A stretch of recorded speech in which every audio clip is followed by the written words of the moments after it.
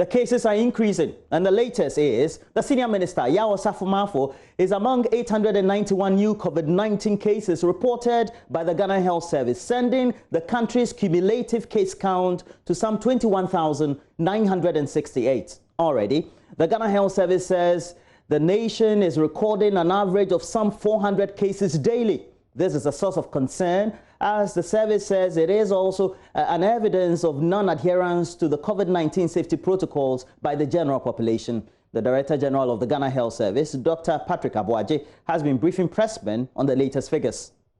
As of today, we have recorded a total of 21,968 positive cases. That is from the first time we recorded a case in March 2020. The cases have been obtained through routine surveillance and enhanced contact tracing. Cumulatively, we have had 8,880 positives from the routine surveillance and 13,088 from the enhanced contact tracing. We have so far conducted 316,798 tests, individual tests, for the majority of times were taken from enhanced contact tracing. We have also at the same time recorded a recovery rate or clinical recovery and discharges of 17,156, with the total deaths currently standing at 129 deaths. This brings the case fatality rate as the rate of deaths as against the total number of positives to 0.58%. Our active cases currently stands at 4,683. These numbers are being managed in our treatment sites, isolation centers, and for those who meet criteria, under home management, which still remains the largest number of cases. Currently, we have 22 severe cases in our treatment centers. 6 are critical and 5 are on ventilators. The new cases we are reporting today, which is not, for example, for like yesterday and today, it's 891 cases from 73 districts. And these samples have been taken roughly about the last 10 days. And so I'll give you details when I get there. Out of these 891 cases, 579 have come from Greater Accra. That is 24 districts out of the 29. 93 cases came from Ashanti region, 8 coming from 18 of the 43 districts. Western region reported 86 new cases for this period, out from 5 districts. Bono is 49 cases from 6 districts. Northern region, 26 cases from 3 of the 16 districts. Central, 25 new cases from 3 districts. Eastern region reported 18 cases from 6 districts, and Western North 4 from 2 districts. Savannah reported 4 new cases from 1 district. Upper West, 3 new cases also from 1 district. Oti, 2 new cases from 1 district. Bono, 1 from 1 district. Volta, 1 from 1 district. Upper East, Northeast, and Ahafo did not report any new cases within the period.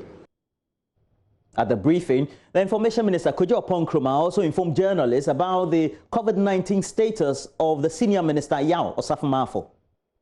I have a few remarks just to share with you on the President and related matters. The President continues with his self-isolation while conducting affairs of state from the presidential villa of the Jubilee House. Today, I think, will be day 3. The President has been conducting state business via telephone and other technology, and has been in particular following up on the COVID response program, as well as a broader 2020 work plan of his administration. We are thankful to all for the best wishes to him. In a separate development that has come to us this morning, Senior Minister Yao Osafo-Maafo has been informed that his sample given for test has returned positive. He will therefore, as of today, commence treatment for COVID-19 from home. And in consonance with the transparency that we're bringing to this, he has instructed that we inform the general public of this accordingly. Our best wishes remain with him and all who are battling the virus, and we continue to encourage strict compliance to the preventive etiquette, particularly social distancing and the wearing of masks. These are proven ways to cut the rate of spread, and we admonish all to observe them. Deputy Minister of Education, Dr. Yao Seyeduchum, says surveillance is also ongoing at the Accra Girls Senior High School. Ghana Health Service, in conjunction with Ghana Education Service, have gone through several routines, meetings, establishing protocols, ensuring that everyone was prepared. The various logistics were provided by the government, face masks, Veronica buckets, sanitizers. Everything that needs to be provided has been provided in our various schools so that the children will be safe. So far, at the tertiary level, we haven't had much of what you compare to what we saw at Accra Girls. Accra Girls High School, a very distinguished school in Accra, 7 young women. On June 29th, a case was reported to the health bay, a student who was unwell. Of course, they quickly identified that it might be a symptom of COVID-19. Student was immediately isolated. Subsequently, other students were having similar symptoms, and they were all quickly quarantined. To really use the medical terminology, I hear there's a difference between quarantine and self-isolation and isolation. So the students were quarantined prior to the testing. And as I speak with you, the test results came in, and we had 6 students who tested, unfortunately, positive for COVID-19. They were immediately isolated and taken care of, parents informed to ensure that we can bring down the anxiety. I can understand a parent getting a call from school saying that your child is not well and it's COVID-19. The frustration will be to the highest level possible. And I can understand why other parents will also run to the school and say, can I take my child away? But taking your child away at this point is not a very good option. The school has isolated 648 contacts. And it's not just 6 students. There was an instructor and the wife who has also been isolated. So you know you have 8 students from the school community. At this point, the 648 contacts have been identified. A number of them have been tested. The Ghana Health Service took a team, worked with a team of 200 in looking at everything that needs to be done, that has to be done. And as I speak with you, they're on top of the medical side of things. And the Ghana Education Service is also looking at the education side of things. We understand that in the midst of all the anxiety, it's difficult for students to even learn. But counselors are on site now, looking at ways that they can help the students recompose themselves and begin to take a look at the preparation that is ahead of them. At this point, what we want parents to understand is that everything possible is being done to make sure the safety of the children is protected, that the children are not in harm's way, and that anything that the Ghana Health Service has to do is being expedited, is being done in a way that is different from what is even done in the general community, because they know these are children who are in school, whose parents have entrusted them to our care, and we need to make sure that they are safe.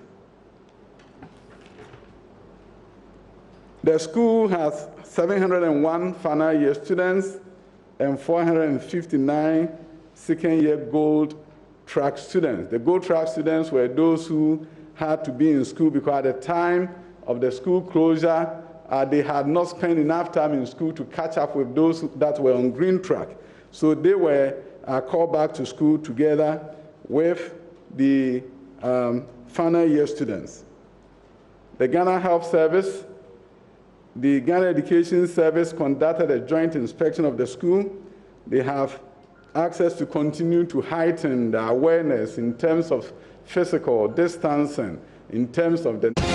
On electoral matters, the Electoral Commission's COVID-19 health protocols for the conduct of the ongoing voter registration exercise continues to remain a challenge as many applicants are not adhering to them. Maxwell Agbagba was at the Boakye Methodist Church Registration Center and reports that there was no respect for social distancing. All attempts by registration officers to get people to respect the directives proved futile. I'm here at the Methodist Church here at Boakye. It's one of the registration centers here. Many people have trooped here to register. Now, before we pulled out our cameras, trust me, we didn't see anything close to social distancing. About 60% of the people we saw here were wearing their mask. Few of them were not wearing their mask. But social distancing here really is nothing to write home about.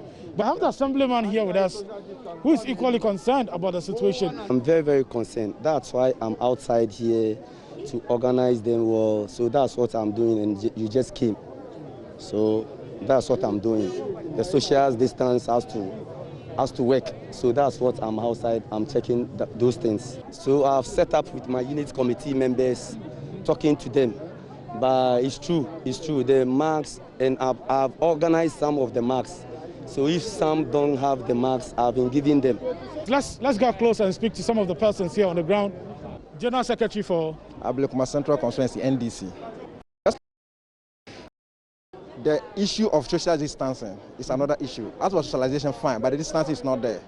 And moreover, we were made to understand that whenever a registrant places his or her hand on the machine, after registration, they will disinfect the machine before another person. And we are not witnessing that happening. Washing of hands, fine. But where's the tissue? There's nothing.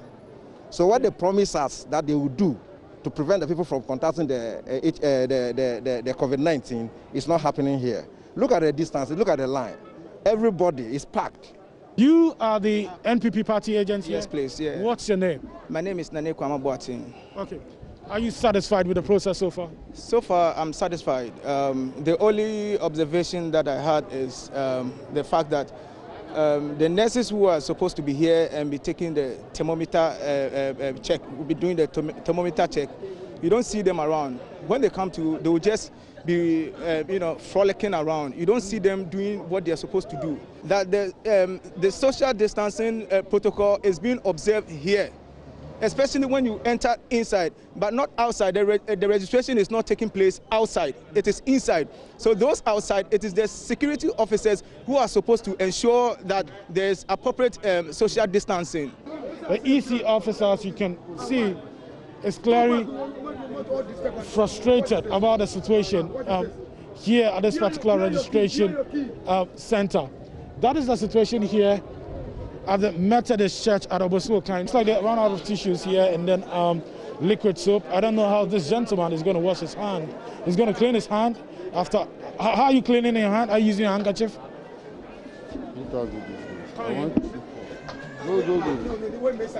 So you're using a handkerchief? They ran out of tissues, I guess. Okay, so there's no tissue here. The tissue of the face, you need more tissues. You need more tissue. Okay. And then there's no liquid soap? No liquid soap too. Watch around. No liquid soap. Nothing. Everything's zero. Okay. The disease is very too real. So you have to protect yourself. So we need tissue. Well, this COVID-19 is very real. It's not a joke. So we need help from government to come and give you help. What's your name? My name is Haruna. Haruna. Yeah. Okay. Thank you very much. So I have one of the registration officers here who's manning he's here. He's very frustrated. I was here and I heard him telling the people to respect the social distancing protocol, but they will simply not budge. Chief, you're welcome to JoyNews. Thank you very much. Okay, tell me, I saw your frustration, telling them to ensure social distancing, but they seem not to care. How frustrated are you? These people are really giving us a tough time. We are seriously trying our best. The police is trying their best, but the people just don't want to listen. That is it. They just don't want to listen. And I think people are not taking this sickness really serious. They're not. We have water here. We're actually doing the social distances and everybody. But they just don't want to listen. You ask them to separate, within a few seconds they come back together. We can't keep on shouting, but we already have jobs doing. I've left my table to come and stand here to just make sure they're doing what? They're doing the social distancing, but they're not. And it's really frustrating. It is really, really frustrating. Do you think you need more police officers here to help you? Because clearly, just one police officer is overwhelmed by the number of people. If we have 2 or more police officers, I think it will be better. It will be better if we have 2 or more people, because they just don't want to listen to us. Yeah. And then the tissue and then the liquid soap, I think they ran out. I don't know what's going to happen. It's somebody, yeah. We're just waiting for a refill. They will bring it, yeah. So what's your name? Sydney. Sydney. Safo. Safo, okay. Thank you very much. Okay, let's get inside and speak to your colleague. So this is the registration center here. Well, you can see quite a number of people are gathered here trying to register. Many of them are sitting.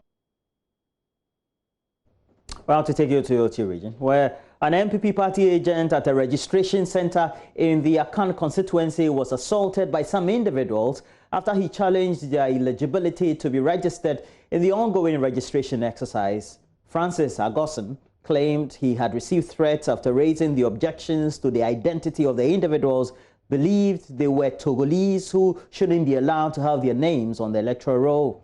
Correspondent Peter Seno has more. But for the attack on Francis Agoson, the first phase of the voters' registration exercise would have ended an incident-free in the Akan constituency. Francis was shuttled by his party to the Chotome Registration Center, a border community to the Republic of Togo. This area is very hard to reach. It took officials of the Electoral Commission more than half an hour to get to the center.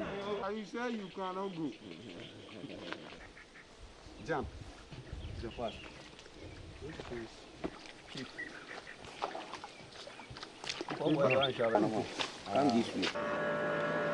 The only crime Francis committed was to challenge a non-resident who he believed was coming from Togo. Francis has been sharing his ordeal with JoyNews. I went to Chotome to continue my official duty as a police agent. And a man came and I challenged him not being a Ghanaian and not a resident of Chotome, electoral area. And he got annoyed and left the area. The man who left because I want to challenge him came back and walked towards me directly and said, Kofi Ago, I want to assure you that the following day, which will be tomorrow, he's coming to register. And if I challenge him, he will beat me and kill me. And he left. The following day, came to my desk, hit at my desk 3 times, and called my name 3 consecutive times, Kofi, Kofi. Today, I will let my tax beat you. And when you die, I'll bury you at where your late brother has been buried in Chotome.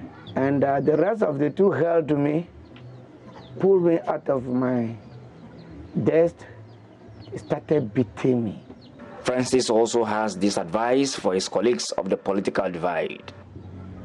If no security is being provided to that center, the person shouldn't go, because his life lies in life and death.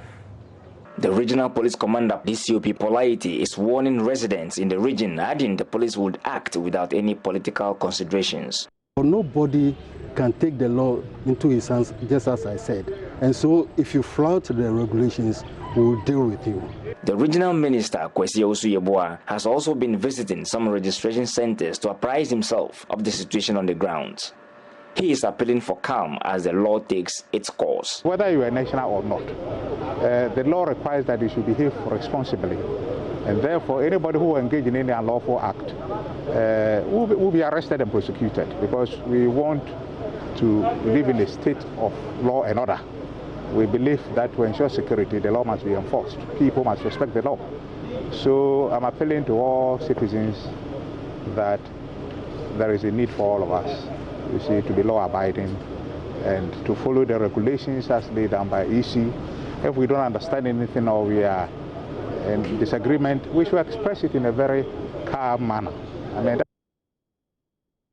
away from issues of the voter register, let's focus on the nomination as running mates for John Dramani Mahama of Professor Jane Nana Opoku-Agyeman. And related to that, the vice presidential candidate for the Progressive People's Party in the 2016 general election, Bridget Jogbanuku, has described the governing MPP's critique of Professor Nana Opoku-Agyeman as pathetic. She says the governing party is simply perpetuating a culture of competition that has not benefited the country. The MPP met the announcement of Professor Opoku-Agyeman as flag bearer or as running mate with an attack on her track record as Minister for Education. Now, speaking on Prime Morning on Joy Prime, Bridget Jogbanuku said she was disappointed in the reaction. It's pathetic. It's terrible. It's deeply. It's pathetic. I can't even imagine that this person has been given the opportunity to lead and make a difference, and immediately we need to go and dig up dirt on her just for political gain. Just for political gain. Some of it might be true. Some of it might not be true. But you see, we are not static people. We grow and we learn. Whatever she did yesterday or 2 days ago, she's obviously learned and is moving on from there, hopefully to be a better. And if you're going to use this for that reason to cut her down to, I don't know what the point is. You see, they say that we judge people by the things we most detest in ourselves. And this is exactly what Mr. Boabeng Asamoah, if I got the name right, is doing. We judge people by our own shortcomings. And this is what they are doing. And on the AM show this morning, governance experts, IDEX Director Kwesi Jonah and independent political analyst Dr. Nansata Yakubu all admonish other political parties to come on board to promote women's empowerment following the nomination of Professor Opoku-Agyeman. I think what Professor Jane Nana Opoku-Agyeman can bring to this ticket is her appeal to women. I just, since yesterday when she was named, listened to some women, market women in the central region and other places, women's groups, who were so very excited about her nomination as the running mate of NDC presidential candidate J.D. Mahama. Now, I think this is her strength, and she should make the best out of it. Women all over the country are very excited. Market women who don't have too much education, all of them are so very excited about the possibility of a woman becoming a vice president. And I think she should, she has other advantages. First, everybody knows that she had snapped up this position more than a month ago. All these names that were being thrown in the media, just red herring. She had been informed more than a month ago that she was going to be the running mate.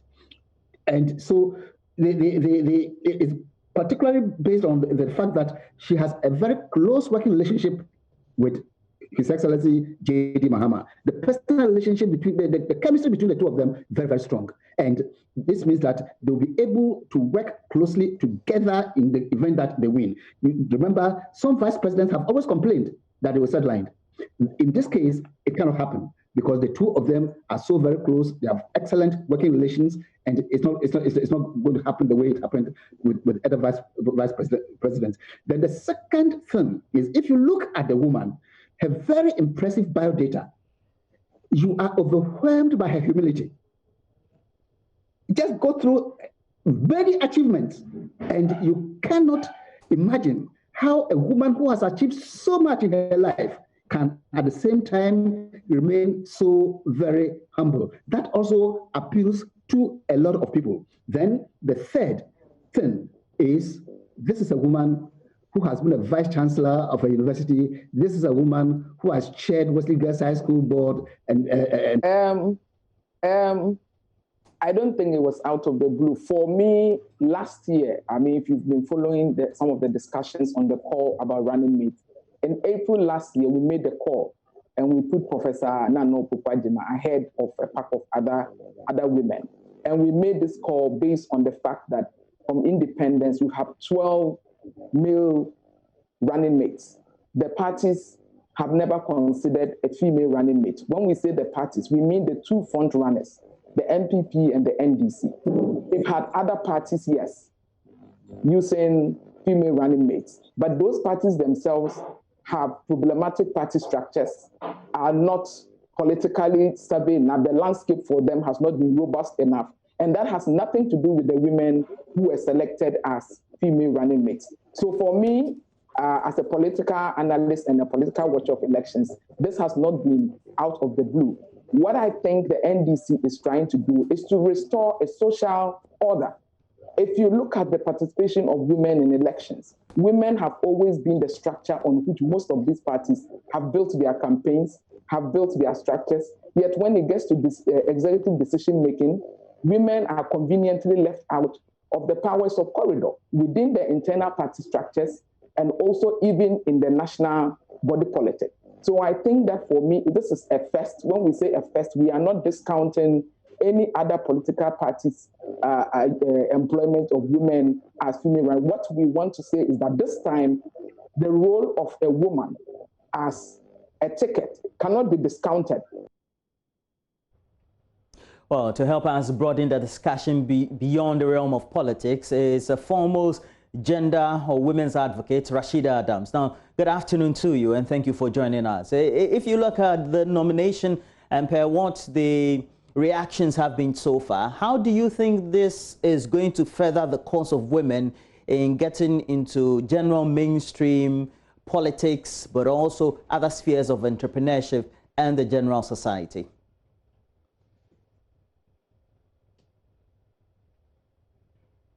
Can you unmute for me?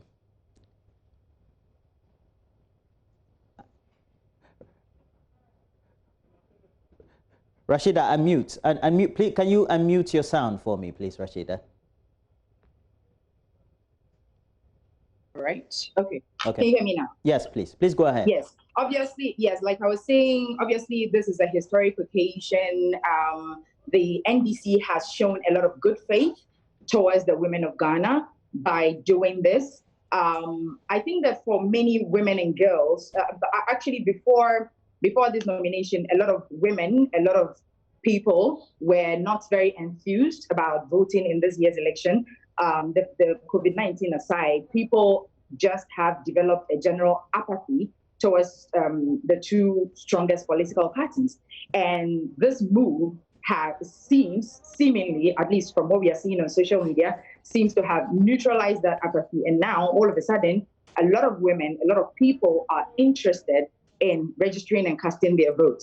And what that should tell you is that for a long time, women have been looking for representation. For a long time, women have been looking to say, you know what, this is the leadership of the country. When there is a president standing, when there's a vice president standing, we'd like to see our agenda identified as at least one of the people that are heading the country. And so for us, it is a step in the right direction. It furthers the whole affirmative action discussion. It shows that it's important to to include women in the discussion, to include girls in the discussion. And there are so many people who are saying, all of a sudden, we also feel we can do it. Okay. Most of the problem with women's participation in parliament and in politics has mostly been that they do not think that political parties have enough room for women or make enough space for women. Right. But obviously, there is a considerable aspect about how this could spur on other women to also get to fight for leadership positions as well, and also get the recognition that they need beyond politics. How is that, in your opinion, going to be achieved?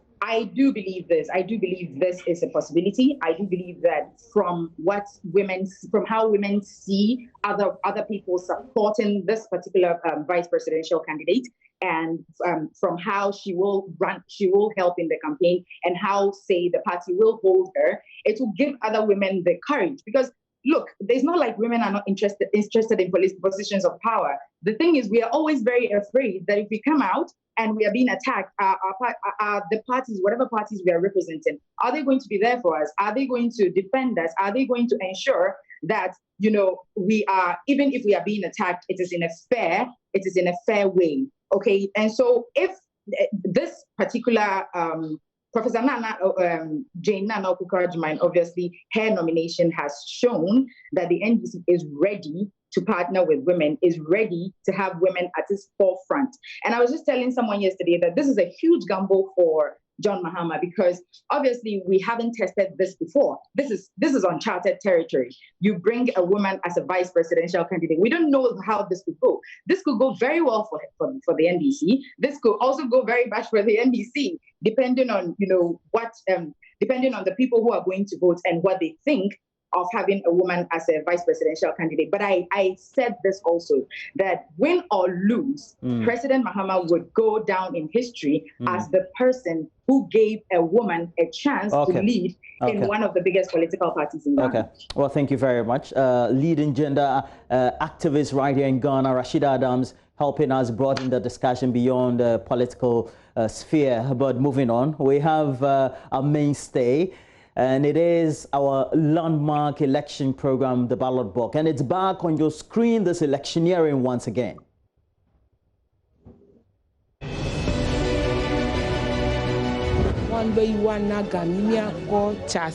It's about time duty bearers became accountable to, the electorates.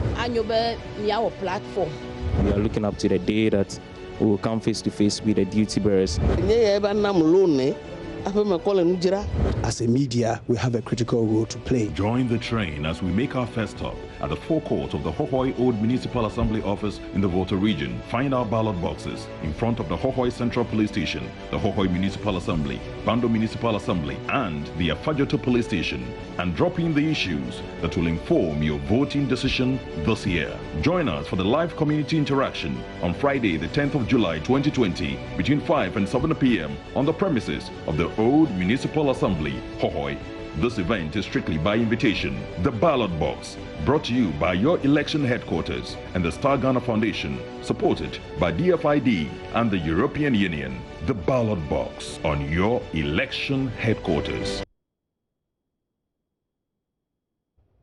And we do have joining us the Municipal Chief Executive for Hohoi, Teddy Ofori. Now, Mr. Ofori, how excited are you that Ballot Box, our formal election program, is coming to you and to your community?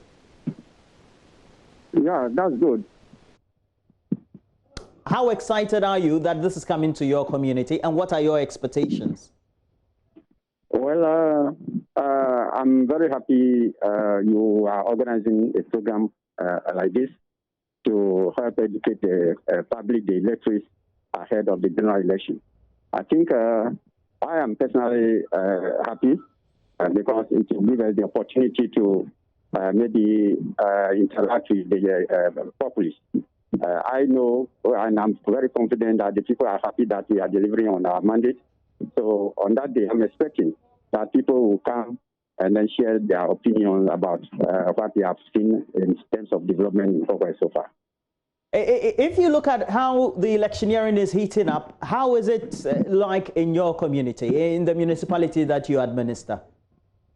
Yes, it is a race. Politics is a race. This place has been a very strong opposition, or a very strong zone for the opposition NDC. And definitely, if the MPP is catching up to overtake them in the municipality or the constituency, definitely there will be a struggle. And that is what exactly is happening. So you will see that it's going to be heated up very soon, and then everybody will enjoy it.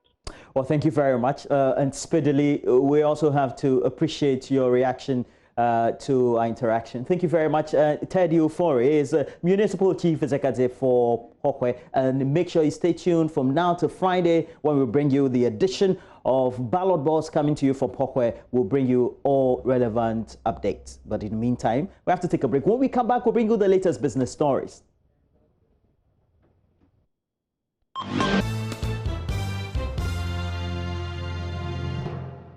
Hi, good afternoon. Welcome to Business. My name is Darryl Kwao. Government has denied entering a deal to sell the Kotoka International Airport to a strategic investor. There were media reports about a deal being finalized to hand over the facility to a foreign entity.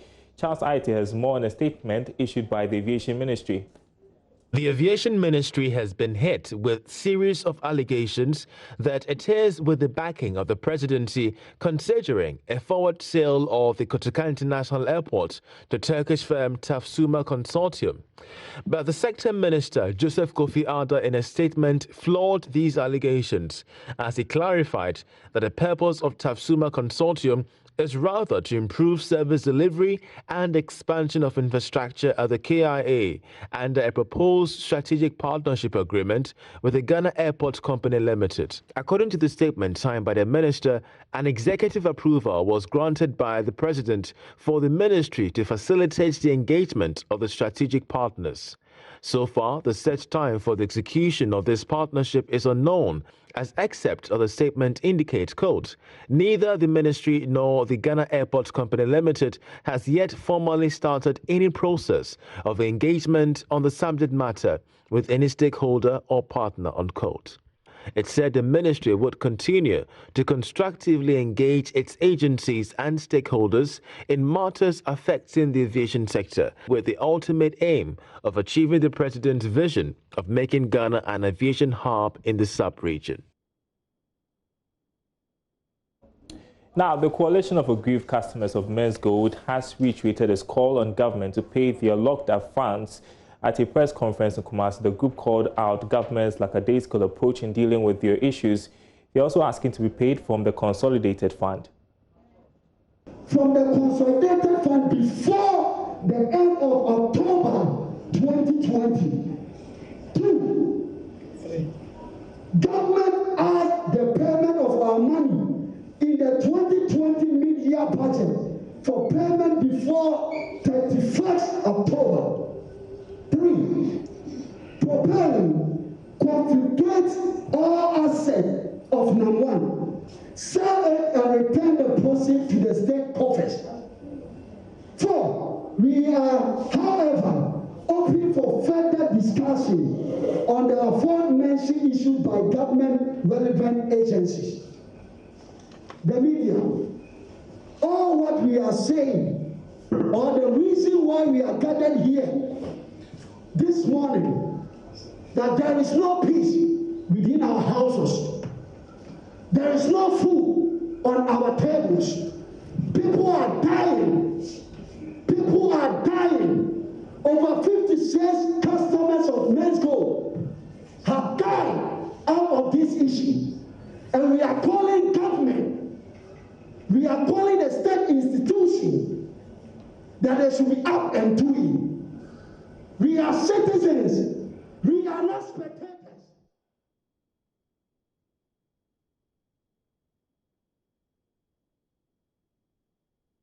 All right, and we'll bring you more subsequently. That's it for business. Up next is Sports, and Oreku is standing by with details. Oreku.